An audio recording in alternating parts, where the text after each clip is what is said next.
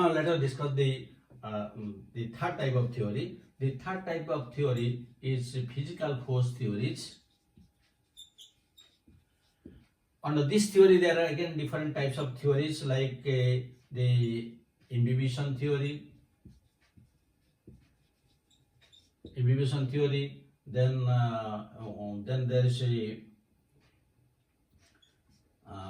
the second theory is transpiration.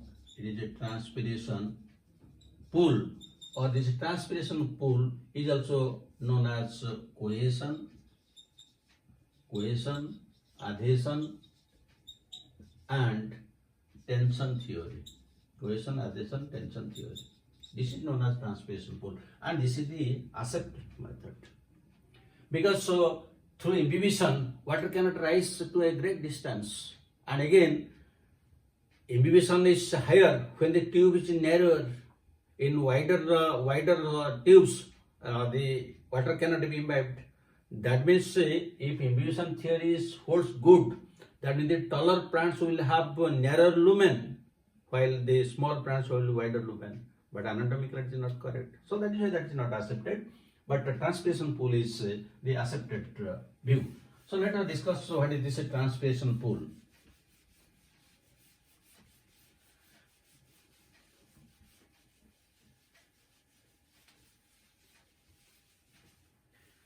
We have seen that we'll discuss the transpiration pull.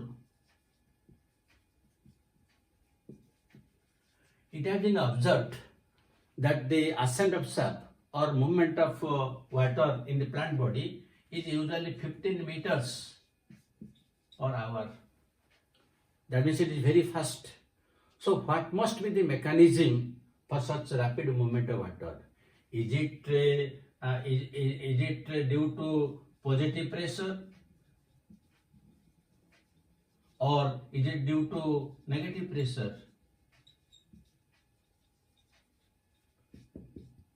Then most of the scientists have agreed that it is due to negative pressure, not due to positive pressure. So how this is possible, let us explain it.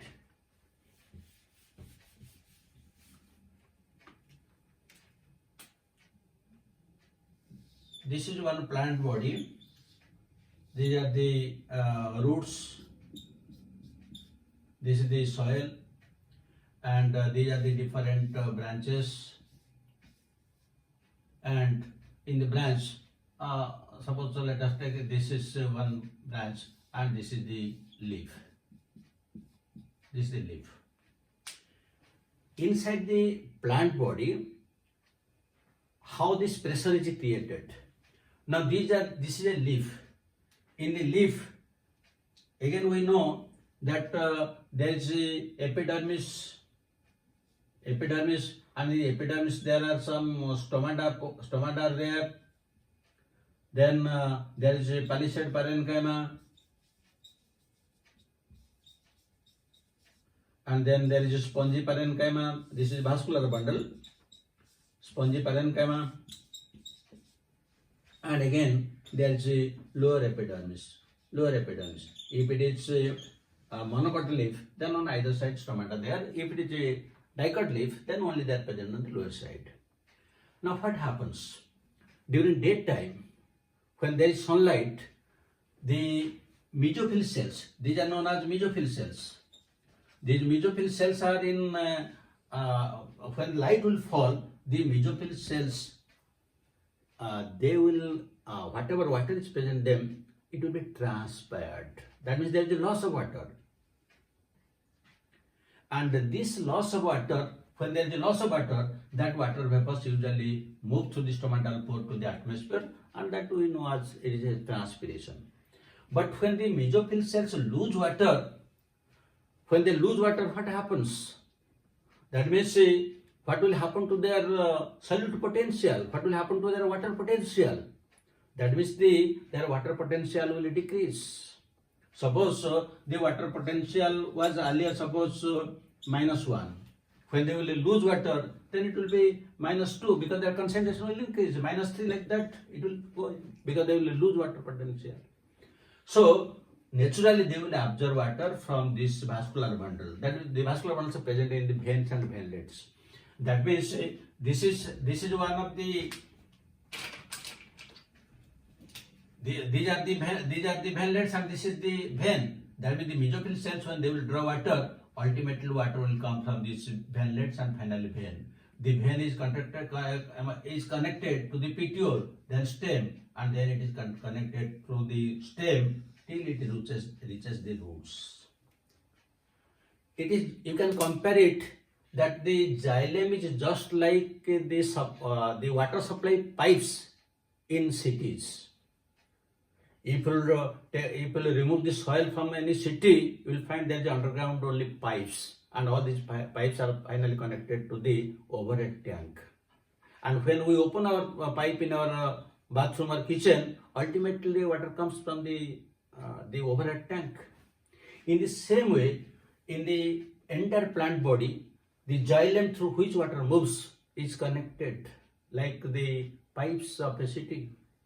So when water is drawn from the veins and venlets, the entire thing comes out. Why? Because of the cohesive adhesive force of water. That means here the terms cohesion and adhesion comes. What is cohesion? The force of attraction between the similar molecules. So the force of attraction between water molecules is very strong, and it has been estimated to be 350 atmospheres. That means if you ask somebody just to give one molecule of water, he cannot give you, because for taking one molecule of water, the person has to apply 350 atmospheres, which is quite impossible. That means the water molecules cannot be separated from each other. Again, if you think of the adhesion, adhesion means the force of attraction between the two different substances. Suppose in a glass of water, you are putting some water in a dry glass, and just immediately pour it, you will find that the glass is wet, because that is the adhesive force. Similarly, force of attraction between water and the xylem 1 is known as adhesive force, and this is again 50 atmospheric pressures. So because of this high cohesive force and adhesive force of water, it forms a continuous column-like structure, and also there is surface tension.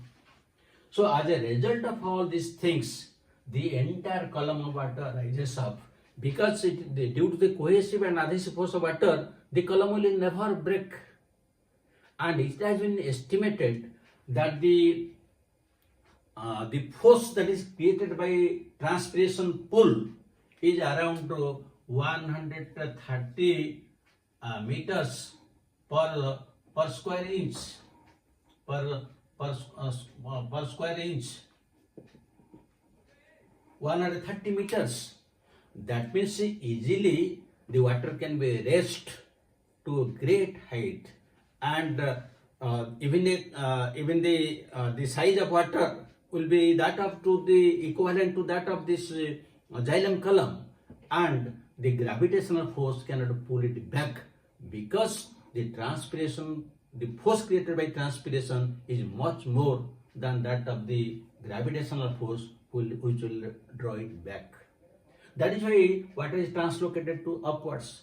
Now let us give some examples so that you can understand in a better way. Now when a person is pulling a bucket of water from a well, at the one end of the rope, one bucket is there and the other end is in your hand. So when you are pulling, the bucket of water is coming up. Because why it is not breaking? Because of this rope. That is why it is not breaking, and the entire column of water is coming out. In the same way, if you take another example of that of the suppose you take that of the suction pipe. Suppose you are drinking some juice and you are just taking it through this pipe. So in pipe, what are you doing? Just you are drawing the water and then the juice is coming. That means some negative pressure is created. In the same way, the entire water molecules, when the water is lost here, it creates a negative pressure, and that negative pressure, that tension is communicated to the inner parts of the roots which are in contact with water. This is one example. Now another example also we can give. If you take one pipe, let us take one pipe, open pipe, which is put in water. It is put in water, and at the top of this pipe, you put one sponge. This is one sponge, and it is just attached to by a structure like this. Now you put the entire thing in some sunlight, and this sponge is wet,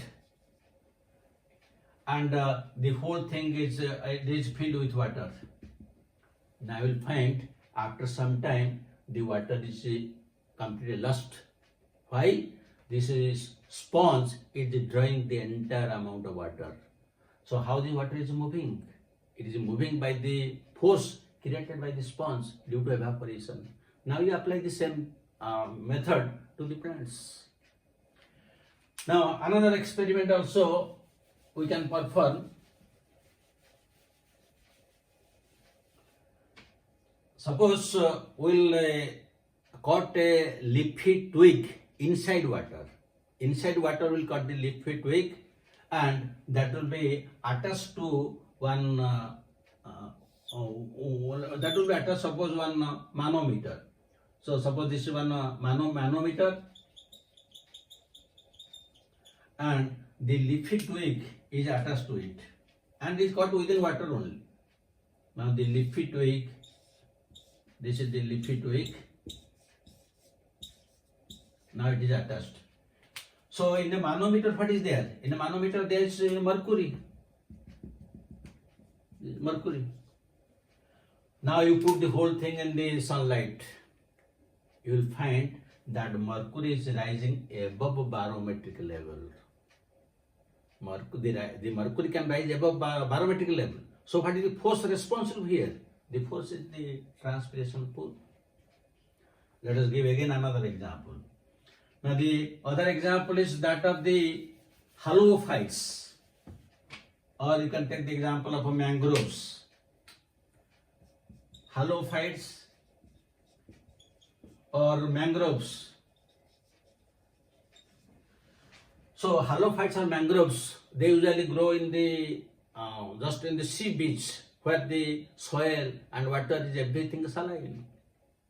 That means the concentration of soil solution is higher than that of the root cells. That means the external solution is hypertonic. Then how these mangroves and all the halophytes they survive? That means they absorb water and conduct to the top of the plant body, because the force created by the transpiration is so high that even they can desalt the saline water. That means they remove the salt from the seawater and they absorb it and conduct to the top of the plant. That means the force created by transpiration is so high, even the seawater or saline water can be desalted. So these are the different examples to prove that the transpiration pull is responsible for ascent of SAP or conduction of water, and this is possible due to cohesion, adhesion and tension created in the plant body. I hope now your understanding is very much clear.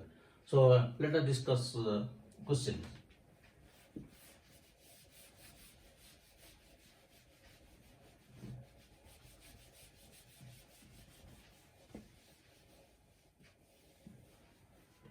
So one question you can take: root pressure. Root pressure is due to HOS, positive pressure,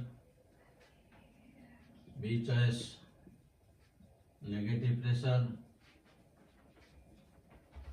C choice combination of both, and D choice none. Second question, the transpiration pull is due to